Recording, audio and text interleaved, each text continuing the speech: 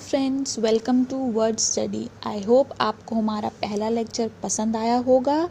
So today is our second lecture on heart disease. Before we start, please हमारे channel को subscribe कीजिए, videos को like and share करिए।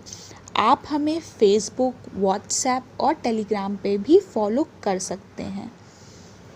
चलिए इसी के साथ हम आज का दूसरा लेक्चर शुरू करते हैं। And today's topic is heart, या फिर हम बोल सकते हैं कार्डियोवैस्कुलर डिसीज़।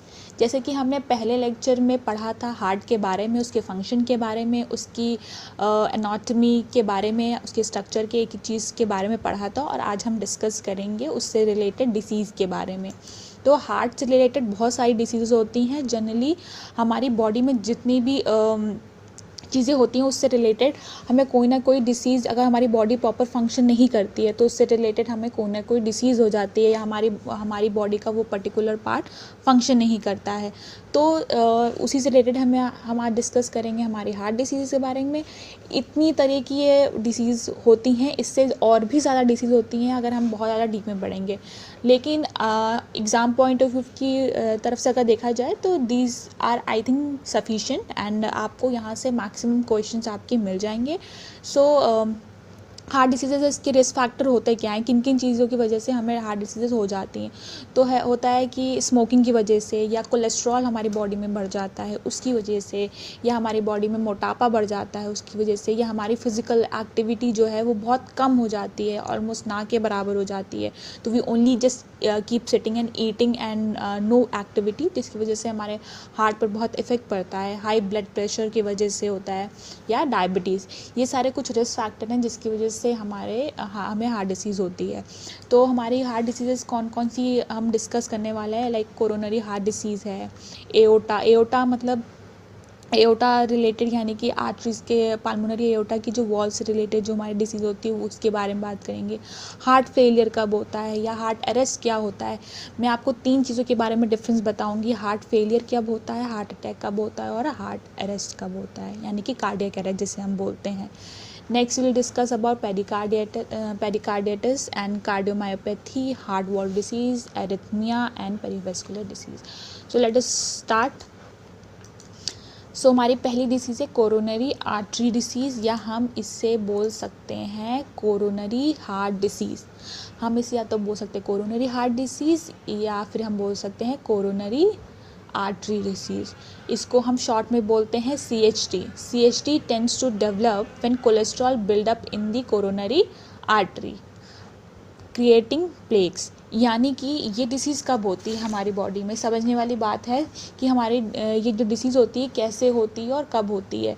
जब हमारी बॉडी में, यानी कि बॉडी इन द सेंस कि हमारी हार्ट की जो आर्टरीज़ वगैरह होती हैं उनमें जब ये कोलेस्ट्रॉल जो होता है पाइलअप होने लगता है। पाइलअप का मतलब जैसे कि एक के ऊपर एक लेयर्स बनने लग जाती हैं, तो ये हमारे आर्टरीज़ को क्या करती हैं, नैरो करती जाती हैं। अब जब कोई भी चीज़ का आप नैरो करते हैं तो उसमें क्या होता है कि इसकी स्पेस कम हो जाती है, तो यानी कि उसका ब्लड फ्लो क्या होगा, कम होगा। जब हार्ट में ब्लड फ्लो कम होगा तो हमारा हार्ट क्या होगा, वीक होगा, यानी कि उसमें ऑक्सीजन की कमी आने लगेगी, and it will tend to block.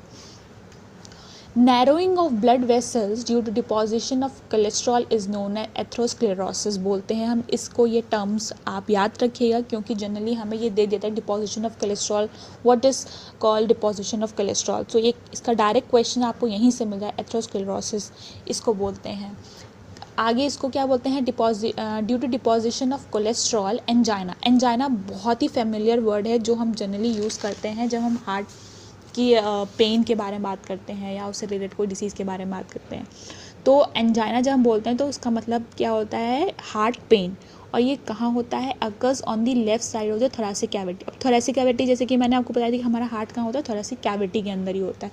तो थोरेसिक कैविटी के जब लेफ्ट साइड पे पेन स्टार्ट होता है, and which reflect on the left arm. बोलते हैं ना कभी कभी हमारे हार्ट में दर्द होता है तो हम लोग बोलने लग जाते हैं कि यार लेफ्ट आर्म में बहुत पेन हो रहा है, ठीक। तो उसका हमेशा वो मतलब नहीं होता कि that is due to your heart related issues, it can be some other symptoms as well. पर अगर आपको ऐसी चीज़ें होती हैं तो you should consult your doctors immediately. For the detection of angina angiography is done. तो इसके मेथड यानी कि इसके प्रोसेस, किस प्रोसेस के थ्रू हम इसे डिटेक्ट करते हैं, that is known as angiography, and the process through which cholesterol is removed is known as angioplasty बोलते हैं। तो जो डिसीज़ होती है उसको हम बोलते हैं angina. The process is known as, मतलब कि जिसके थ्रू हम देखते हैं कि on which basis, graphical representation basically you can say, तो हम उसको बोलते हैं angiography, and the process involve is known as angioplasty. अब हार्ट अटैक होता क्या है? Heart attack occurs when the flow of blood to the heart is blocked due to buildup of fat, cholesterol and other substances, and also oxygen is cut off and the heart muscle begins to die, and then we'll go for angioplasty.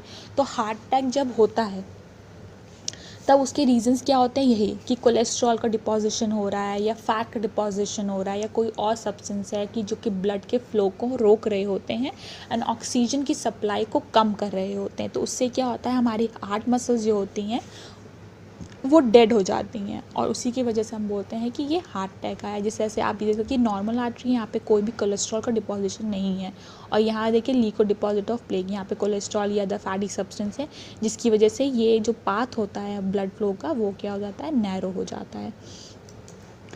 Angioplasty भी दो तरह की होती है, एक तो primary angioplasty होती है और दूसरी कौन सी होती है, परमानेंट एंजियोप्लास्टी। अब प्राइमरी एंजियोप्लास्टी क्या होती है, जब हमारा कोलेस्ट्रॉल लेवल उतना नहीं बढ़ा होता है या फैट डिपोजिशन उतना नहीं होता है कि हम उसको सर्जिकल ट्रीटमेंट की वजह से जो हमारे ब्लॉक्ड आर्टरीज़ हैं हम उसको रीओपन कर सकते हैं, यानी कि हम कोलेस्ट्रॉल को रिमूव करके उसको जो ब्लड फ्लो है हमारा दोबारा से शुरू हो जाएगा। और एक होता है कि जब कंडीशन इज़ टू सीवियर, ये ऑलरेडी ब्लॉक्ड हो चुकी हैं, हम उसको सर्जिकल तरीके से हम नहीं करके, तो उसमें हम क्या करते हैं, एंजियोप्लास्टी थ्रू अ स्टंट, यानी कि हम बोलते हैं शंट बोल सकते हैं या इसको हम स्टंट बोल सकते हैं। तो ये परमानेंटली हमारी आर्टरीज में प्लेस कर दिया जाता है। मैं दिखाती हूँ किस तरीके से। This is your artery. ये एक कैथेटर, जैसे कि हमारे यूरिनरी में भी जब हमारे यूरिन बैग वगैरह रहता है तो कैथेटर का यूज़ होता है, सिमिलरली इसके लिए भी हम कैथेटर का यूज़ करते हैं। This is called a balloon, जिसकी वजह से हम इसको ये उस टाइम पे ये क्या होता है, ये फूला हुआ नहीं होता है। This is called deflated balloon, जो कि हम पास करवाते हैं कैथेटर के थ्रू, और ये हमारी एक वायर्ड मैश होती है। This is called a short wire mesh tube होती है। फिर जब balloon is then inflated to open the narrow artery, जो हमारी आर्टरी जो कि नैरो हो चुकी थी उसको खोलने के लिए फिर ये बलून को फुलाया जाता है, ताकि कोलेस्ट्रॉल जो है की जो लेयर है वो अपने जहाँ पे है वो उससे थोड़ी पीछे हो जाए।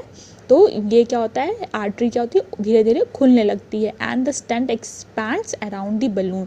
और स्टंट क्या होता है, बलून के अराउंड पे ये देखो इस तरह से प्लेस होता है। हम फिर क्या करते हैं कि कैथेटर को, बलून को हम रिमूव कर देते हैं और स्टंट को हम वहीं पे आर्टरी में प्लेस कर देते हैं। तो इसकी वजह से क्या होता है, हमारा ब्लड फ्लो दोबारा से शुरू हो जाता है। So this is how we do in angioplasty. Angioplasty इसके लिए हम यूज़ करते हैं। अब एंजियोप्लास्टी और ग्राफ्टिंग, यानी कि जो हम बोलते हैं बाईपास सर्जरी में डिफरेंस क्या होता है। अब एंजियोप्लास्टी को तो मैंने बता दिया, परक्यूटेनियस कोरोनरी इंटरवेंशन, यानी कि हम स्किन के अंदर से या स्टंट प्लेस करके हम इसको ट्रीट करते हैं। हमारा हार्ट अटैक में अगर कोई भी आर्टरीज को डैमेज होती हैं या कोलेस्ट्रॉल का डिपोजिशन होता है तो इसको हम कैसे करते हैं, potential cause for rupture and thrombotic occlusion, यानी कि अगर यहाँ पे रप्चर होती है कुछ भी होता है, नॉट इसमें ब्लड अच्छे से फ्लो नहीं, तो हम क्या लगाते हैं, स्टंट प्लेस करते हैं। ग्राफ्टिंग या बाईपास ग्राफ्ट इसको बोलते हैं, ग्राफ्टिंग बोल सकते हैं या बाईपास सर्जरी जिसको बोलते हैं। इसमें सर्जरी के थ्रू, यानी कि आपकी जो किसी आपके बॉडी पार्ट से दूसरे बॉडी पार्ट से यहाँ पे आर्टरीज ली जाती हैं और यहाँ पे इनकी थ्रू सर्जरी हो जाती है। जैसे ग्राफ्ट में क्या होता है, कभी भी आप ग्राफ्टिंग के बारे में बात करते हैं तो जैसे कि प्लांट्स में क्या होता है कि अगर हमें कोई दो चीज़ को एक बनाना है तो एक तो ही दो प्लांट्स के एक अपर पार्ट को ले लेते हैं और एक लोअर पार्ट को ले लेते हैं, उसे ज्वाइन करके उसको हम लोग बोलते हैं grafting. That process is known as grafting. और उसका एक नया चीज़ डेवलप होती है उससे। तो इसमें क्या होता है, कोई नई चीज़ तो डेवलप नहीं होती है, but you can replace that particular damage artery जो आपकी बॉडी की अदर आर्टरी, जहाँ पे जनरली हम ये थाई से या पैर से जहाँ पे बहुत अच्छा ब्लड फ्लो वगैरह रहता है, वहाँ की आर्टरीज बहुत स्ट्रॉन्ग होती हैं, वो हम वहाँ से ग्राफ्टिंग उसी को बोलते हैं, वहाँ से ला के यहाँ पे सर्जिकली इसको यूज़ करते हैं। And provides protection against vessel occlusion through surgical collateralization. ये इस तरीके से हम उसको करते हैं। ये हमारा बाईपास इसको हम बोल सकते हैं बाईपास सर्जरी। और ये हमारा जनरली कोशिश लोग यही करते हैं कि स्टंट के थ्रू, या हमारा अगर कोई बहुत ज़्यादा डिफ़िकल्टी या बहुत ज़्यादा सीरियस कंडीशन नहीं है, so we use the angioplasty method and we try not to use this graph या बाईपास सर्जरी। नेक्स्ट हमारा क्या था, अभी हमने हार्ट अटैक के बारे में पढ़ा। हार्ट अटैक के रीज़न्स हमारा यही था कि हमारा जो भी कोलेस्ट्रॉल का डिपोजिशन हो गया, उसके कट ऑफ हो गया, हमारे oxygen and the muscles get damaged, and तो हमारे हार्ट अटैक का वो सीन है। हार्ट फेलियर कब होता है, अब हम ये देखते हैं। कॉजेज़ ऑफ हार्ट फेलियर का रीज़न वही होता है कोरोनरी आर्टरी डिसीज़। ये diseases heart failure, heart attack, ये सब चीज़ें आपस में इंटरलिंक्ड हैं। कोई भी एक चीज़ होगी तो देयर इज़ अ पॉसिबिलिटी कि हमारे हार्ट का या तो हार्ट अटैक हो सकता है, या तो हार्ट फेलियर हो सकता है, या हार्ट अरेस्ट हो सकता है। तो these things are inter related. यानी कि अगर आप देखें तो कोरोनरी आर्टरी डिसीज़ के बारे में हमने बात करी, तो उसका रीज़न भी यही है कि डिपोजिशन ऑफ कोलेस्ट्रॉल की वजह से डिसीज़ होती है। फॉल्टी वॉल्व्स की वजह से ये हार्ट फेलियर हो सकता है। वॉल्व्स हमें आगे पढ़ेंगे कि वॉल्व्स के थ्रू कैसे हमारा हार्ट फेलियर हो सकता है। ब्लड प्रेशर बहुत ज़्यादा हो जाता है, हमारी वेसल्स का ब्लड प्रेशर बहुत ज़्यादा हो जाता है, तो उसकी वजह से भी हमारा हार्ट फेलियर हो जाता है। ये हमारा नॉर्मल हार्ट है। और कंजेस्टिव हार्ट यानी कि थिक, यानी कि यहाँ पे क्या होता है, जो वेंट्रिकुलर्स हैं, ठीक है, जो चैम्बर्स होते हैं वो क्या हो जाते हैं स्मॉलर, यानी कि उनकी जो कैपेसिटी होती है ब्लड कंटेन करने की वो कम हो जाती है, and they don't eject the same amount of blood. Heart failure occurs when heart muscles fails to pump as much blood as the body needs. यानी कि वही जब कैपेसिटी चैम्बर्स की कम हो जाएगी तो वो ब्लड भी तो कम स्टोर करेंगे, तभी तो वो कम से कम ब्लड बाहर निकलेगा। तो हमारी बॉडी, हमारी हार्ट की मसल्स को उतना ब्लड मिलेगा ही नहीं कि जितना वो वर्क कर सके। So it is usually a long term chronic condition, but it may come on suddenly. ये कभी कभी क्या होता है, ये धीरे धीरे धीरे धीरे हमारे बॉडी में ये परसिस्टेंट, ये हमारे हार्ट को ख़राब कर रहा होता है। लेकिन जब ये होता है, हार्ट फेलियर होता है, then it come suddenly, you don't even realize कि कब ये हो जाएगा। The heart does not pump normally, causing the hormone and nervous system to compensate for the lack of blood. यानी कि हार्ट जो है इसमें नॉर्मली पंप नहीं करता है। इसके लिए हमारे बॉडी में क्या होता है कि कुछ हार्मोन्स होते हैं, नर्व सिस्टम्स होते हैं जो कि इसमें हेल्प करते हैं, जैसे कि एड्रेनल हो गया, थॉरक्सिन हार्मोन हो गया। ये सब क्या करते हैं, हमारी हार्ट बीट वगैरह को, हमारे ब्लड, हार्ट के मसल्स वगैरह को बैलेंस करते हैं। द हार्ट फेलियर में also cause arrhythmia that can lead to cardiac arrest. इसको क्या बोलते हैं, हार्ट फेलियर में also cause arrhythmia that can lead to cardiac arrest. अब कार्डियक अरेस्ट में यहाँ पे हार्ट फेलियर की वजह से क्या होता है, एरिथमिया होता है, that can lead to cardiac arrest. Next पढ़ते हैं एरिथमिया होता क्या है पहले बात, फिर उसके रिलेटेड पढ़ेंगे कार्डियक अरेस्ट इससे होता कैसे है। An arrhythmia is a problem with rate और rhythm of the heart beat. जब हमारी प्रॉपर हार्ट बीट नहीं होती है तब। During an arrhythmia the heart can beat too fast और too slowly with an irregular. कभी कभी हमारा हार्ट बीट बहुत स्लो बीट करता है, और कभी कभी हम देखते हैं हमारी पल्स रेट बहुत ज़्यादा हो जाती है। When the heart beats too fast, तब उसको हम क्या बोलते हैं, टैकीकार्डिया।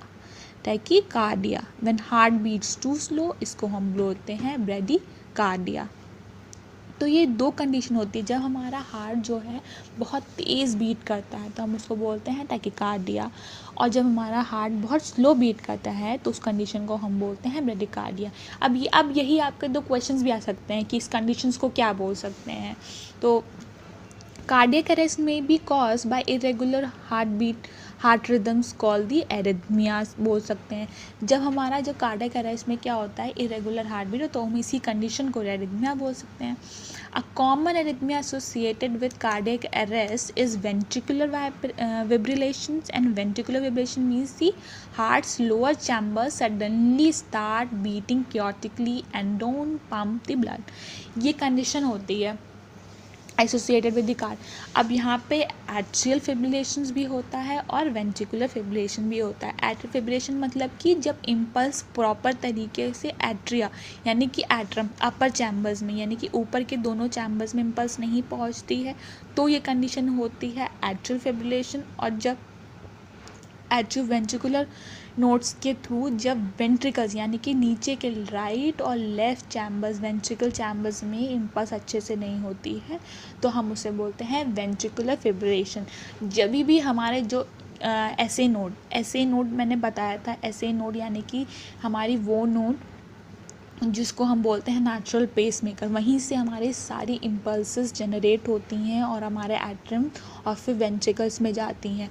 और जब यही रिदम्स यही इम्पल्सेस हमारे चैम्बर्स में प्रॉपर नहीं पहुंचती हैं, then it is called the condition is called cardiac arrest. इसमें कुछ इंपॉर्टेंट पॉइंट्स हैं जो कि एग्ज़ाम के पॉइंट ऑफ व्यू से बहुत ही इंपॉर्टेंट है। Sympathetic nervous system that releases hormone catecholamine and epinephrine and norepinephrine to accelerate the heart rate and myocardial contractility। यानी कि sympathetic nervous system होता है जो स्पाइनल से रिलेटेड होता है। हम जनरली सिंपैथेटिक नर्वस सिस्टम जो रिलेटेड होता है हमारे स्पाइनल से, और वो कौन से हार्मोन रिलीज़ करता है, कैटेकोलामीन, एपिनेफ्रीन एंड नॉरएपिनेफ्रीन। और इससे क्या होता है, हमारी हार्ट रेट जो होती है वो बढ़ती है। या मायोकार्डियल कॉन्ट्रैक्टिलिटी यानी कि जो हार्ट की जो कॉन्ट्रैक्शन की जो चीज़ होती है वो हमारी बढ़ती है।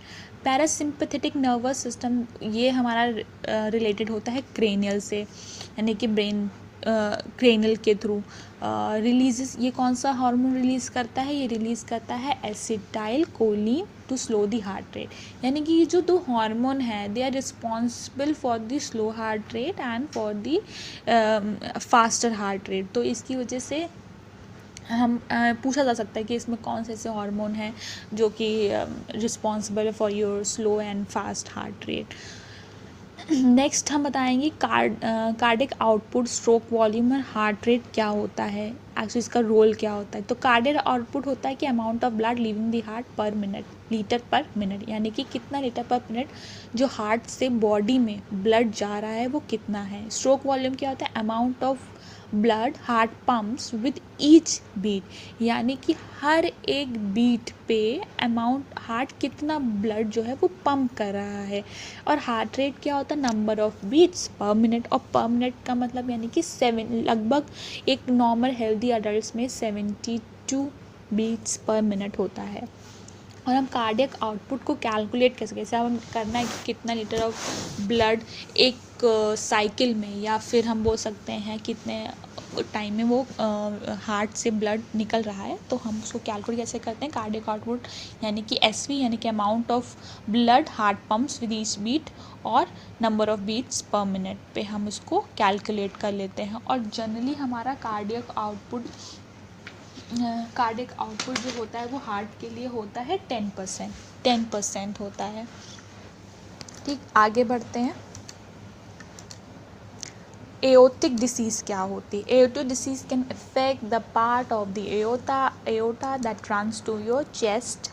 मैंने दिखाया था उसमें पाल्मोनरी, जब हमारा राइट एट्रियम से राइट वेंट्रिकल में जाता है और राइट वेंट्रिकल से पाल्मोनरी एओटा के थ्रू हमारा राइट और लेफ़्ट पाल्मोनरी में हमारा ब्लड जाता है, तो वो आर्च मैंने बताया था कि एक आर्च बनाता है एओटा, तो ये वैसी ही आर्च है, ये वही है जिसके बारे में बात कर रहे हैं हम। तो the part of the aorta that runs through your chest, यानी कि थोरेसिक एओटा और थ्रू योर एब्डोमेन। ये एओटा दो जगह प्लेस होता है, एक थोरेसिक एओटा होता है और एब्डोमिनल एओटा, यानी कि थोरेसिक मतलब एक हमारे हार्ट में एओटा होता है और एक हमारा एब्डोमिनल पार्ट में एओटा होता है। The aorta is the largest blood vessels in the body, और ये हमारे क्या होता है सबसे लार्जेस्ट ब्लड वेसल होती है। तो इसकी भी कंडीशन होती हैं, जैसे कि एओर्टिक एन्यूरिज्म, यानी कि aneurysm is an abnormal bulge in the wall of the aorta because the bulge is a weakness in the wall of the aorta, the aorta में rupture causing life threatening internal bleeding. कभी कभी होता है कि हम ये बोलते हैं कि इंटरनल ब्लीडिंग हो गई है। अब इंटरनल ब्लीडिंग होती कहाँ पे है? ये जो असेंडिंग एओर्टा है और नीचे से पार्ट्स का क्या होता है? Descending aorta. ये डिसेंडिंग एओर्टा और ये असेंडिंग एओर्टा। अब यही जो वॉल्व है ये देखो, इसमें क्या होता है, ये देखो ये स्वेलन अप होने लग जाती हैं। ये ब्रांचेस देख रहे हैं, this is not the natural branches, ये ब्रांचेस निकालने लग जाती हैं अपनी और ये स्वेल हो जाती हैं। तो इसकी वजह से क्या होता है कि ये रप्चर हो जाती हैं। क्या होता है रप्चर? मतलब कि वो फूट गई या उसके अंदर इंटरनल ब्लीडिंग हो गई है, जिसकी वजह से ये डिसीज़ हो जाती है, एओर्टिक डिसीज़ हो जाती है। अब इसी कहते हैं ना कि इंटरनल ब्लीडिंग हो रही है, bleeding needs to be stop, तो इसी को स्टॉप करना होता है। एओर्टिक एन्यूरिज्म या डायसेक्शन, या इसका दूसरा केस क्या है? Aortic dissection occurs when layers of the aortic wall separate and tear। अब जो लेयर्स होती हैं इनकी सेपरेट हो जाती हैं, ठीक है, टूटने लग जाती हैं। This also can cause the aorta to enlarge and possibly rupture. अब ये बड़े हो जाते हैं और ये दैट गेट रप्चर। तो ये डिसीज़ का नाम है कि जब मेनली इससे याद रखें कि एओर्टिक डिसीज़ मतलब कि दिस वेसल्स के बल्ज आउट मतलब कि मोटी हो जाती हैं, दैट गेट्स रप्चर। नेक्स्ट हम पढ़ेंगे pericarditis. Pericarditis is swelling and irritation of the pericardium in the thin sac like membrane surrounding your heart. मैंने आपको पहले बताया था, फर्स्ट लेक्चर में हमने डिस्कस किया कि हार्ट किसके around heart is surrounded by your pericardium layer. Pericardium layer, उसमें भी मैंने 3 लेयर बताई थी, एपिकार्डियम, मायोकार्डियम एंड एंडोकार्डियम। अब पेरिकार्डियम में ही ये फ्लूइड होता है, the thin sac like membrane surrounding your heart. The pericarditis often cause chest pain and sometimes other symptoms cause करते हैं। यानी कि ये नॉर्मल पेरिकार्डियम की लेयर आप देख रहे हैं, ठीक है, this is your fibrous pericardium layer, cardiac muscles हैं ये, और ये पेरिकार्डियल कैविटी है जहाँ पे आपका हार्ट होता है। और इसके अंदर ये क्या है? ये आपका फ्लूइड है। तो यही क्या होता है? The pericarditis is cause by excess fluid in the pericardial cavity flowing and inflammation. यानी कि ये जो होता है, फ्लूइड जो हो जाता है वो बढ़ जाता है, ये एक्सेस, कोई भी चीज़ एक्सेस इज़ नॉट गुड। तो हमारा ये जो फ्लूइड है वो हमारे हार्ट को प्रोटेक्ट तो करता है, वही जब बढ़ जाता है then it's create a problem. The sharp chest pain associated with pericarditis occurs when the irritated layers of the pericardium rub against each other।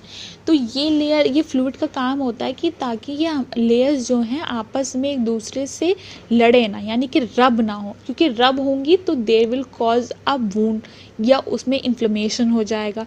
तो जब ये फ्लूइड जो बढ़ जाता है उसकी वजह से द पेरिकार्डियम रब अगेंस्ट ईच अदर, जो उनके लेयर्स हैं दे विल रब against each other. In pericardium the sac becomes inflamed and the resulting friction from the inflamed sac leads to chest pain। अब यही क्या हो जाता है? sac बढ़ जाएगा, यानी कि ये जो फ्लूइड है वो बढ़ जाएगा तो इन्फ्लेमेशन होगा, और इन्फ्लेमेशन की वजह से ही ये चेस्ट पेन होता है। Next is cardiomyopathy. कार्डियोमायोपैथी क्या होता है कि ये ग्रुप ऑफ डिसीजेज हैं that affect your heart muscles. यानी कि इसमें 4 तरह की ये डिसीज़, इसको हम डिवाइड करते हैं 4 पार्ट में। Dilated cardiomyopathy, hypertrophic cardiomyopathy, arrhythmogenic right ventricular dysplasia, restrictive cardiomyopathy.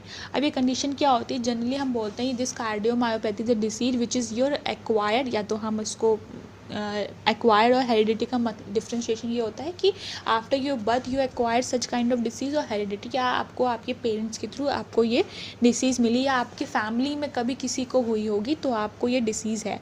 This condition make it hard for the heart to deliver blood to the body. यानी कि हार्ट जो है वो बॉडी को ब्लड डिलीवर नहीं करता and can lead to heart failure. An acquired और hereditary disease of muscle, this condition make it hard to develop. तो नेक्स्ट हमारा इसमें आता है कि ये इसमें क्या क्या है. Dilated cardiomyopathy disease. It occurs when your heart muscle is too weak to pump blood efficiently. The muscles stretch and become thinner. This allows the chamber of the heart to expand. यानी कि इसमें क्या होता है कि आपका जो heart की मसल्स होती हैं वो बहुत वीक हो जाती हैं कि वो ब्लड एफिशिएंटली पंप नहीं कर पाती हैं. एंड द जो मसल्स होती हैं वो स्ट्रेच हो जाती हैं, वो खुल जाती हैं एंड बिकम्स थिनर. और आपके हार्ट की जो चैम्बर होते हैं वो बढ़ जाते हैं. ये देखिए ये कंडीशन हो जाती है, ये पंप नहीं कर जाते और हार्ट के जो चैम्बर हो जाते हैं वो बढ़ जाते हैं. यानी कि ये वेंट्रिकल या आपका जो चैम्बर होता है दैट एक्सपैंड होने लग जाता है. हाइपरट्रॉफिक कार्डियोमायोपैथी क्या होता है? ये जनरली ये स्पेसिफिक कंडीशन है जो कि हम कहते हैं कि ये आपको थ्रू जेनेटिक, यानी कि आपकी बर्थ से पहले आपको ये डिसीज़ हो सकती है. It occurs when your heart was thick and prevent blood from flowing through your heart. इसमें क्या होता है, आपकी हार्ट की जो है वो थिन होने लग जाती है और एक्सपैंड करती है. इसमें क्या हो जाता है, थिक हो जाती है, जो आपकी आउटर वॉल थिक हो जाती है कि आपका चैम्बर जो है वो छोटा होने लग जाता है. And in large stiff and septum. Arrhythmogenic right ventricular dysplasia में क्या होता है? It is a very rare form of cardiomyopathy but it is the leading cause of sudden death in the young athletes. ये generally किस में होता है? ये बहुत ही रेयर डिसीज़ है बट किस में होती है? एथलीट्स में बहुत ज़्यादा देखने को पाई जाती है. In this type of genetic cardiomyopathy, fat and extra fibrous tissue replace the muscle of the right ventricle. Right ventricle की muscles को ये क्या करते हैं? replace कर देते हैं. तब ये causes your abnormal heart rhythm. ये arrhythmogenic right ventricular dysplasia is just the same as arrhythmomyopathy, जिसमें हमने आपको ये बताया था कार्डियक अरेस्ट के बारे में बताया था, जिसमें कि जो हार्ट बीट होती है that is not rhythmic, it becomes chaotic. Restrictive cardiomyopathy, this it is the least common form. It occurs when the ventricles stiffen and cannot relax enough to fill up the blood.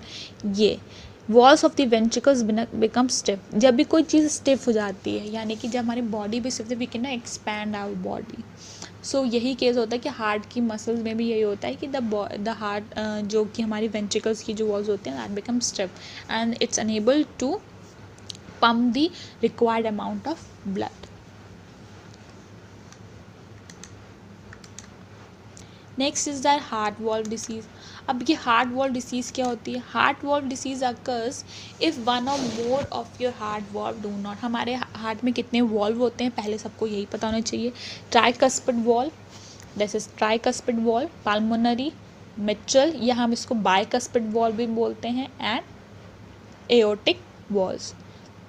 तो हमारे heart में 4 valves होते हैं. These valves have tissue या flap that open and close with each heart beat. जैसे कि हमारी heart beat होती है वैसे ही ये क्लोज और ओपन होते हैं. The flap make sure blood flows in the right direction through your heart's 4 chamber and to the rest of your body. And they are, और इसी डिसीज़ के 3 प्रॉब्लम्स हैं, यानी कि basic types of valve problem.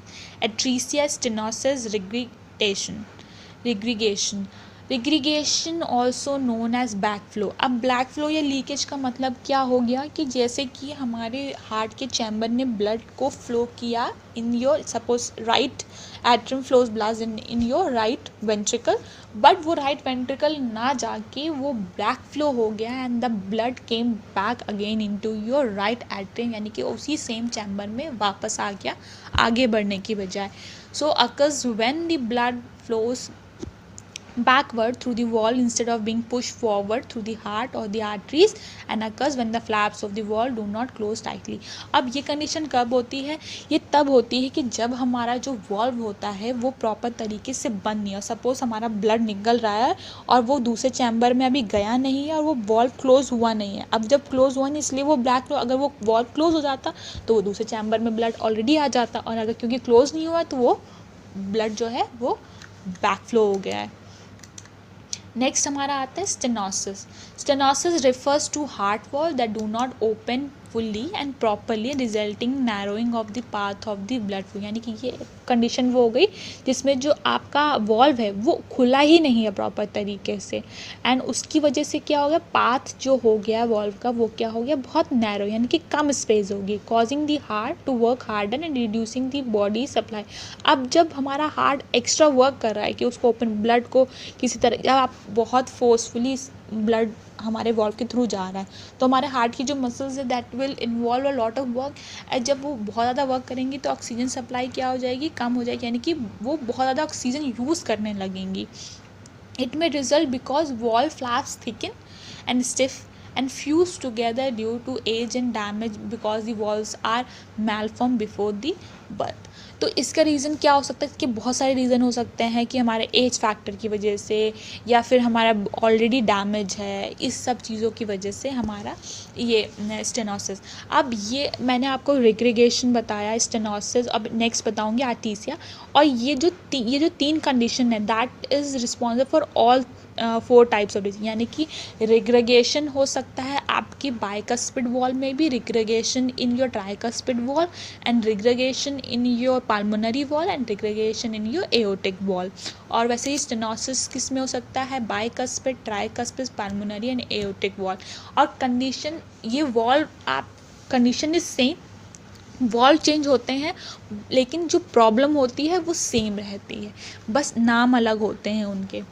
Next is your last is your atresia, is a form of congenital heart defect where one or more of your heart wall fails to form correctly leaving no function opening for your blood। इसमें simple होता है, इसमें क्या होता है कि आपका जो भी आपके 4 वॉल्स हैं उसमें से कोई एक या एक से ज़्यादा कोई प्रॉपरली शायद वर्क ना करे या प्रॉपरली क्लोज ना हो या फिर प्रॉपरली ओपन ना हो, तो उसकी वजह से क्या होता है कि जो ब्लड फ्लो होता है that is not properly ejected through your heart and to your body, जिसकी वजह से हमें ये कंडीशन फेस करने को मिलती है। सो आई होप आपको हमारा ये लेक्चर पसंद आया होगा।